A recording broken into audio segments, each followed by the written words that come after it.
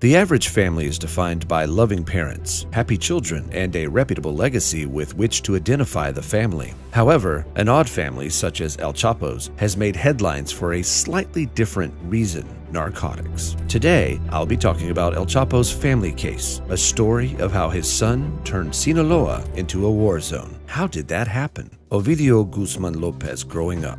Ovidio Guzman Lopez, born in 1990, grew up seeing his father operate a multi-million-dollar cartel. Lopez's parents enrolled him at the CESA School, also known as the Ajusco Center for Education and Culture, when he was 5 years old. It was a private school that was based on the Legionaries of Christ doctrines and took delight in grooming youngsters into reputable men and women in the society. In 1993, El Chapo received a 20-year prison sentence for drug trafficking and bribes. As a result, Lopez had a difficult childhood because his father's reputation was a blot on his resume. Everyone at school, including their parents, knew that he was a son of El Chapo and did not include him in events or birthday parties. They once planned a trip to Disney World without him, despite his mother's promise to pay for everyone's rooms. Ovidio Guzman Lopez, nicknamed El Raton, or the Mouse, was in 4th grade when El Chapo escaped from prison in 2001. As you already know, it was not El Chapo's last prison break. Lopez's yearbook image is strangely finished in 6th grade. What he did with the rest of his boyhood is unknown. Lopez joined his father's Sinaloa cartel in 2008 when he was 18 years old, and he quickly became an important member of the organization. Every year, he contributes to the production and trafficking of hundreds of pounds of narcotics. Lopez's takeover of the Sinaloa cartel. The United States Treasury Department placed Ovidio Guzman Lopez and his brother Ivan Archivaldo Guzman Salazar on a do not deal list in 2012. All of the American assets were immediately frozen. The two brothers were unable to legally conduct business with any U.S. citizen. The walls appeared to be closing in. After more than 13 years on the run, their father was apprehended 2 years later. El Chapo's second arrest was orchestrated by the Mexican Navy, and he was apprehended on February 22, 2014, in a beach resort in Malzatan, Sinaloa, only for him to organize a successful prison break the following year. Nonetheless, Lopez and his brother, Jes Alfredo Guzman, as well as certain cartel associates such as Ismael Zambada Garza, had already taken control of El Chapo's cartel operations. The cartel grew in size and began trafficking Colombian cocaine to the United States, alongside Mexican-grown cannabis. Because of their expansion, the cartel grew richer and made millions on a regular basis. On January 8, 2016, El Chapo was arrested again, a year after his son, Lopez, was arrested but later released. Ovidio Guzman Lopez was arrested in Mexico for money laundering charges but subsequently released. However, the drug kingpin himself was apprehended in Los Miques, and the Mexican government was not prepared for a third dance. So, he was extradited to the United States on January 19, 2017. El Chapo was in court to defend himself against a 17-count charge. Despite having the financial means to hire the best lawyers, he was unable to get out of this one, and in July 2019, he was sentenced to life in prison. Meanwhile, back in Mexico, Lopez and his brothers used the earnings from their cocaine and cannabis activities to diversify the Sinaloa cartel's portfolio. They soon began acquiring significant quantities of ephedrine, a vital ingredient in the production of methamphetamine, from Argentina. According to most reports, Lopez and his brothers expanded the operation by constructing over 10 new illegal labs throughout Sinaloa to process the substance into crystal meth and begin distributing the finished product to criminal distributors in Mexico, the United States, and Canada. The organization was doing well and producing millions of dollars. However, in 2019, the U.S. government charged Ovidio Guzman Lopez with conspiracy to distribute methamphetamine, cocaine, and cannabis for trafficking into the U.S. While Lopez kept going, his father's imprisonment in July seemed to signal the end of a dangerous cartel reign.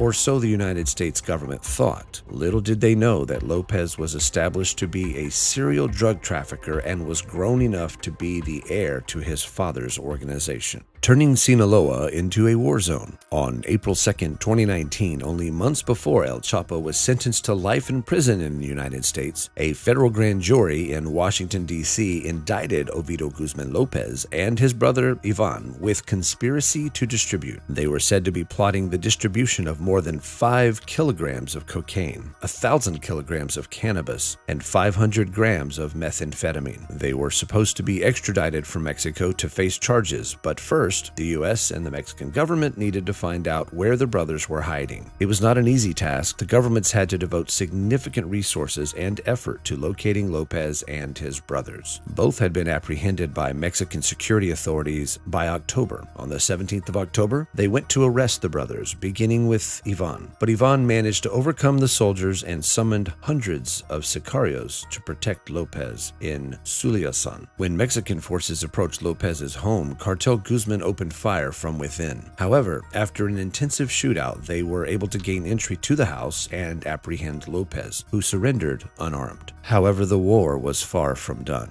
When word circulated that Lopez had been captured, the military men's joy faded quickly. Hundreds of thousands of cartel members sped through the city in vehicles armed with .50 caliber and sophisticated weapons, such as military-grade machine guns, in record time. Members of the cartel started setting cars on fire to block important crossroads, shut down the airport, and seized government buildings. As if it wasn't enough, they proceeded to free scores of other imprisoned traffickers. Throughout Mexico's history, they had never witnessed anything of this size. It appeared that Mexico's own security services lacked the capability to fight a cartel. With all the gunpowder the Mexican military possesses, the Mexican police are attempting to put a stop to the violence. According to an international observer, Mexican authorities were obliged to release Lopez Guzman. El Chapo's iconic escape from the Altiplano prison would most likely be at the top of the list, with the Lopez incident following close behind. One thing to take away from the Lopez incident is that if any force is going after someone in the Sinaloa drug cartel in the Sinaloa capital of Culiacan, you must play smart and execute a long-term plan. Even after the drug lord surrendered, an army prepared to combat war and breach criminal defenses were forced to surrender. The mayhem in Culiacan, which has long been a bastion for the Lopez Sinaloa gang, will put more pressure on President Andrés Manuel López Obrador, who assumed office in December 2018, pledging to pacify a country tired of drug war bloodshed. The number of murder cases was continuously increasing when the news went out. According to Falco Ernst, a senior analyst for the International Crisis Group in Mexico, who explained that Ovidio Lopez Guzman's release set a terrible precedent and communicated a message that the state, including the army, could be blackmailed and was not in control. According to one popular video that went viral, suspected cartel members evidently intercepted a radio channel used by security personnel, warning of retaliation against the military if Lopez was not released. Some days later, Mexico's president went on to criticize conservative politics for benefiting from the event's coverage. At least 30 automobiles were reported to have been set ablaze across Baja California, effectively closing down trade and travel for a few hours. Before things could be brought back under control, messages apparently from the Jalisco New Generation cartel were spreading on social media, declaring that the gang was implementing a curfew.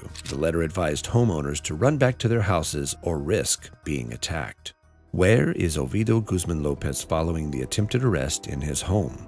Mexican President Andrés Manuel López Obrador defended his decision to release Ovidio Guzman Lopez by claiming that it was done to safeguard citizens. According to media sources, he stated, "You cannot fight fire with fire." He explained that they do not want death and that the nation cannot afford to go to war over the issue. The apprehension of a drug kingpin cannot be more valuable than the lives of Mexican citizens, the president explained. While El Chapo is still serving a life sentence plus an extra 30 years at Colorado's ADX Florence Supermax prison in the United States, the whereabouts of Lopez Guzman, Ivan Guzman, and Ismael Zambada Garza continue to perplex both Mexican and American authorities. The U.S. government, according to media sources, has offered a $5 million reward for relevant information that would lead to each of their arrests. However, according to local media and the U.S. Department of State, Lopez's popularity and ruthlessness have grown. Lopez Ovidio Guzman has continued continued to supervise the Sinaloa cartel's meth activities, moving millions of dollars in meth every month, while ordering the assassination of competitors or people suspected of being government informants. And shortly before Christmas 2021, he organized a massive outdoor event in his city, Culisan, where he raffled out 8 new cars, distributed bicycles and household appliances, and provided toys for kids who live around the area, all having his father's initials inscribed on them. Thank you for watching. If you enjoyed the video, kindly give it a thumbs up and don't forget to subscribe. Click on either of the 2 videos on the screen for more videos like this one.